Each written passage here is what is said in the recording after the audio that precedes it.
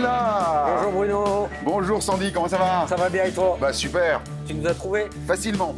Impeccable. Tu viens nous Ah rejoindre? bah oui, alors attention, avec plaisir. Aujourd'hui, on est à Arles, C'est bien ça. dans le restaurant que tu as créé il y a plus de 20 ans. Et ça s'appelle La fin de la fin. une sorte de diner où tu fais de la cuisine avec des produits locaux. C'est bien ça. Sur l'initiative de Tiffany et Jean-Marie, nous allons créer le burger Proprio à tout prix pour une association caritative. Pourquoi tu as décidé de participer à cette aventure? Tiffany et Jean-Marie, ils ont mis beaucoup d'énergie. Ça fait 20 ans qu'on est dans l'associatif. L'idée, elle est bonne. On est parti. Donc tu as préparé plein de produits locaux là-bas. On va faire une recette totalement originale. C'est moi qui vais choisir. On y va. Je vois que tu as préparé déjà. Oh, On y c'est va. super. Tout est prêt pour que tu choisisses les ingrédients que tu souhaites associer pour avoir le mets le plus parfait. Alors, beaucoup de produits locaux. Hein. Je vois le maroilles là, ici. C'est bien ça. Attends, je En vois. provenance directe des caves. Alors écoute, moi je l'ai la recette. On voudrait appeler ça le burger. Le burger. Parce que ça y a du cœur.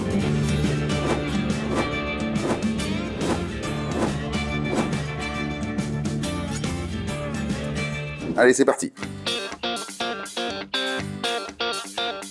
Un petit peu de salade, des tomates, la palette magique. Et pour terminer, La tome de tome. cambrai. Ah bah voilà, ça gagne ça. Donc Ça. là, on va mettre à toaster un petit peu. Voilà. Je sens que ça va être bon. Attention. Et voilà, et le mariage heureux.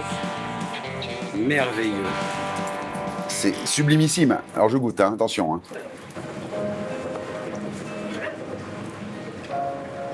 Oh, j'adore. Bon alors vous venez nombreux, hein, parce que là, Moi, j'en une- conclus que c'est validé alors. bah, c'est complètement validé. En tout cas, moi, ce qui me plaît beaucoup là-dedans, c'est la cause caritative. Au-delà que ça va être excellent. On va pouvoir mettre en avant la cuisine locale et également mettre en avant une association. On voudrait que ce soit pour les SDF en particulier. Que c'est pas normal qu'en 2024 et en 2025, il y a encore des gens qui soient dehors. Là, un petit moment de bonheur, un petit moment de chaleur grâce à Sandy et sur l'initiative de Tiffany et Jean-Marie.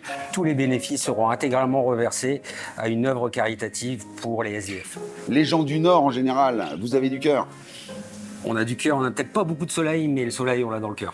Eh ben voilà. Pas beaucoup de soleil, effectivement, mais beaucoup de cœur dans cette initiative spéciale Proprio à tout prix. Vous l'avez vu, vous pouvez participer en consommant ce burger spécial Proprio à tout prix avec nos nouveaux experts.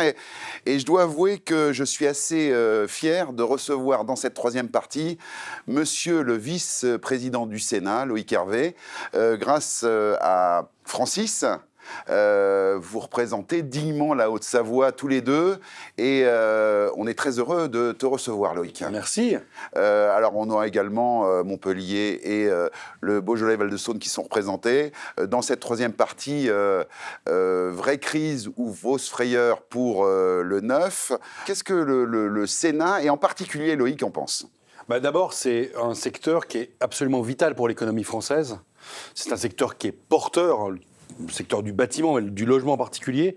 Et c'est vrai que depuis maintenant plusieurs années, avec les différentes crises qui se sont succédées, et notamment la crise de l'inflation et la hausse des taux, ça fait qu'aujourd'hui, en 7 ans, le nombre de logements produits s'est effondré de 40%. Oui, c'est ça. Et les actes de vente ont diminué de 20%. Donc c'est vraiment une situation qui est extrêmement inquiétante pour le gouvernement, mais aussi pour le législateur que nous sommes, de savoir comment on peut faire en sorte que ce domaine puisse retrouver des couleurs et que surtout les Français puissent continuer à avoir ce qu'on appelle le parcours résidentiel, c'est-à-dire une capacité de passer d'un logement à l'autre en fonction de leurs besoins et qu'on puisse continuer, qu'ils soient locataires ou qu'ils soient propriétaires, ou qu'il soit propriétaire louant à un locataire, c'est bien les différentes situations des Français, être en capacité d'avoir un secteur du logement qui aille beaucoup mieux. Est-ce que toi, en tant que parlementaire, tu vois une vraie prise de conscience de cette crise du logement auquel on fait face en ce moment? Alors la première prise de conscience, pour les sénateurs que nous sommes, c'est la réalité vécue par les maires dans les communes. Et nos interlocuteurs, nous les sénateurs, c'est plutôt les élus locaux.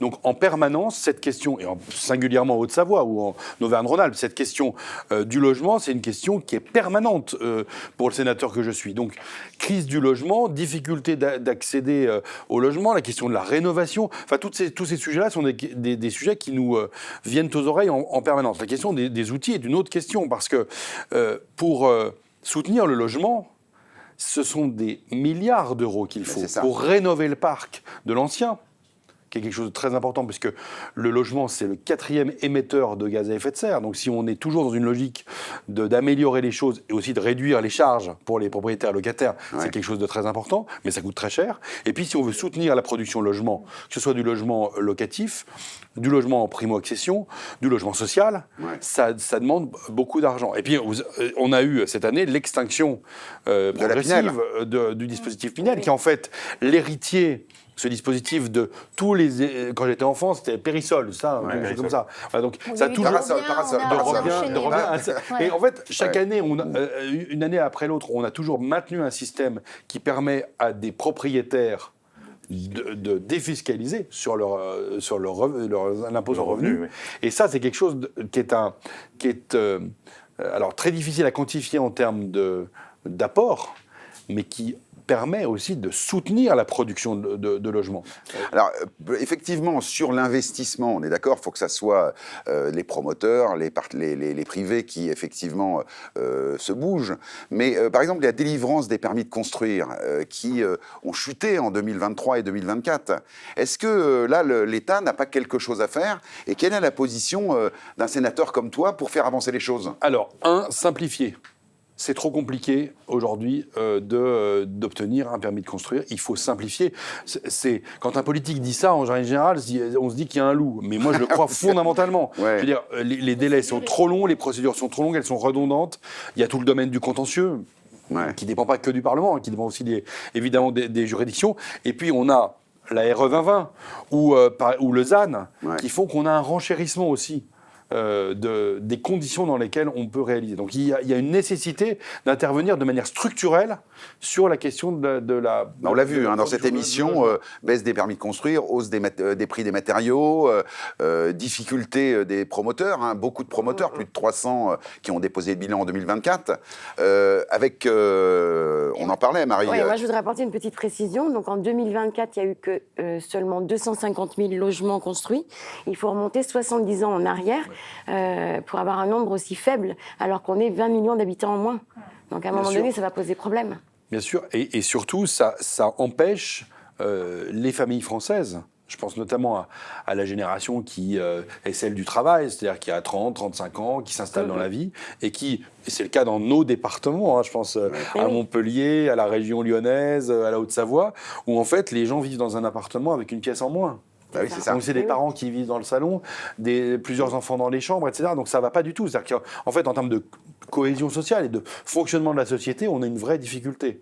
Et en dehors des 4 millions de Français qui vivent dans des logements insalubres, il y a aussi cette question de Français et notamment d'une génération qui est en train de faire le deuil quelque part de la villa individuelle. Il faut leur donner une capacité. Si on veut mettre du monde en ville et densifier, il faut donner des conditions de vie en ville qui soient bien meilleures. Et donc là, pour le coup, le rôle de la puissance publique est fondamental. Et notamment le rôle des parlementaires, de l'État, mais aussi le rôle des élus locaux. Parce que c'est eux qui savent le mieux ce dont la population a besoin et parfois a envie. Alors, on a envie de terminer un petit peu cet échange. Est-ce qu'il y a une exclue de Loïc Hervé sur un dispositif Pinel de remplacement dans les mois qui viennent? On va apprendre quelque chose. Est-ce qu'il y a des choses qui peuvent arriver? On a usé 4 gouvernements en 2024. Je fais partie de ceux qui souhaitent la plus grande stabilité politique du gouvernement de François Bayrou dans les mois qui viennent. Il a auprès de lui Valérie Létard, qui est une ancienne sénatrice, une ancienne ministre, proche de Jean-Louis Borloo, qui est une très grande connaisseuse de la question du logement. Et la Commission des affaires économiques du Sénat a fait un certain nombre de propositions, notamment pour qu'on ait à nouveau un dispositif fiscal d'accompagnement. Mais il faut qu'on aille aussi sur les questions d'exonération de frais de succession quand cet argent-là est investi dans la résidence principale, Ouais. et puis qu'on ait vraiment une ambition pour le logement. Et je pense que Valérie Létard est la bonne personne au bon endroit pour peu qu'on ait une capacité du gouvernement de survivre à l'adoption du budget pour 2025. Donc il y a quelques dispositions dans le budget 2025, pas autant qu'on le souhaiterait, Ouais. mais de manière durable, il faut peut-être une loi logement, enfin, Oui, c'est ça. une loi qui simplifie, une loi qui accélère, et en se disant, et peut-être la plus grande difficulté qu'on a trouvée sur le Pinel, c'est l'évaluation. C'est combien on injecte et combien ça rapporte. C'est ça. Et peut-être qu'on soit capable d'avoir un dispositif fiscal à meilleur rendement, parce qu'il faut que vos téléspectateurs le sachent bien.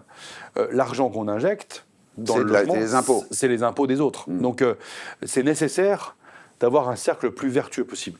Bon, merci Loïc. Alors on va se retourner vers notre notaire spécialiste. Olivier, est-ce que dans les acheteurs dans le neuf, on a vu qu'il y avait un problème, quels sont les recours de ces acheteurs et est-ce que le notaire a quelque chose à apporter à ces acheteurs qui sont dans la difficulté des logements qui ne se finissent pas avec les promoteurs en faillite? Alors effectivement, déjà, le notaire a un rôle en amont, puisqu'il va vérifier la solidité de la garantie financière d'achèvement, C'est ça? qui est obligatoire, mais il va vérifier sa qualité, qu'elle n'est pas en chocolat, comme on dit familièrement. Ouais. Après, une fois que la situation survient, malheureusement, sa mission de conseil peut se poursuivre auprès de son client pour l'accompagner. Ouais. Et donc, soit ça se résout amiable, mais c'est très rare, avec une restitution des sommes versées et une résiliation du contrat, mais c'est rarissime. Sinon, c'est le fameux mécanisme de garantie financière qui s'enclenche. Et ce mécanisme est protecteur, mais il est long à mettre en œuvre. C'est ça, il faut retrouver un autre promoteur qui reprend les travaux. Oui. Et c'est assez compliqué. Alors, cette troisième partie, c'est aussi une partie interactive, monsieur le sénateur. Et tout de suite, alors, la première question, Selfimo.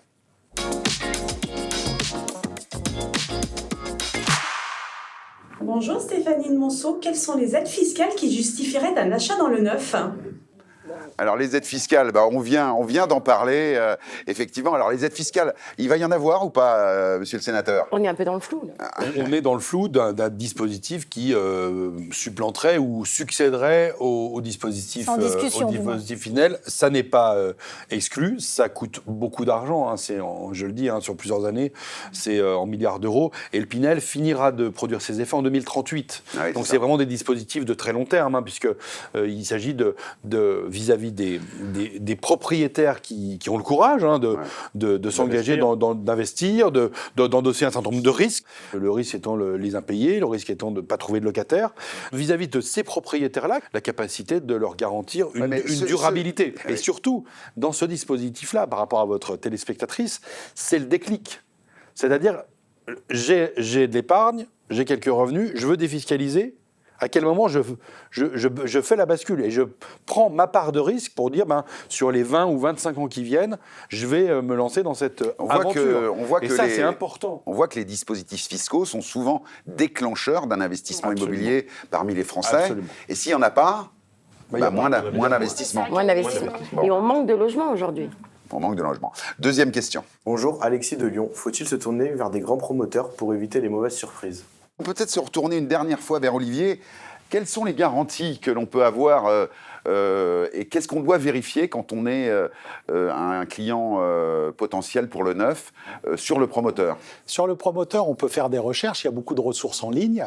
On peut vérifier maintenant la santé financière d'une entreprise Assez facilement. facilement. On peut vérifier aussi l'historique de ses réalisations. Oui. Est-ce que la société a 20 ans derrière elle Oui. ou est-ce qu'elle a été créée il y a 1 an et demi? D'accord, mais est-ce que toi, en tant que notaire, c'est plus risqué d'acheter avec un promoteur local ou avec... C'est un peu comme les banques. En réalité, plus une banque est grosse, plus, si elle a des grandes difficultés, les pouvoirs publics vont être susceptibles de la soutenir. J'aurais pas de réponse encore aujourd'hui. On sera peut-être... en fait, c'est le bon sens, en fait, Sabrina. Pour moi, le bon promoteur, c'est celui qui va tenir ses promesses. Ouais. Petit ou grand, il faut qu'il aille jusqu'au bout de son projet. Et un bon promoteur, c'est celui qui ne quitte pas son navire. Pour moi, il est là, il est présent, il assume. Après, que tu sois un gros promoteur ou un petit promoteur, tu vas avoir toujours les mêmes difficultés. Donc la main-d'œuvre qualifiée, C'est ça. qui manque. Les matériaux. Les matériaux, les coûts des matériaux qui ont augmenté. Et puis les taux d'emprunt. Donc du coup, ça reste bloqué pour le petit et pour Je le veux gros. dire que petit et grand, ils ont la Petit, même voilà, ils ont la problématique. même Tout à problématique fait. aujourd'hui. Et en cas de difficulté, le petit peut aussi revendre le projet à un gros promoteur. Ouais. Très bien. En perdant Bon, des ben, sous. on l'a dit dans cette émission, effectivement, vraie crise ou fausse frayeur. Je pense qu'on vous a donné beaucoup d'éléments. Merci, monsieur le vice-président du Sénat. Avec plaisir. Ça a été très éclairant. Merci à vous également, les experts, vous avez été toujours au top. Jean-Philippe est avec Michel Ferracci, c'est l'invité du samedi. Encore un invité exceptionnel et on a hâte d'en savoir un petit peu plus. C'est à toi, Jean-Philippe.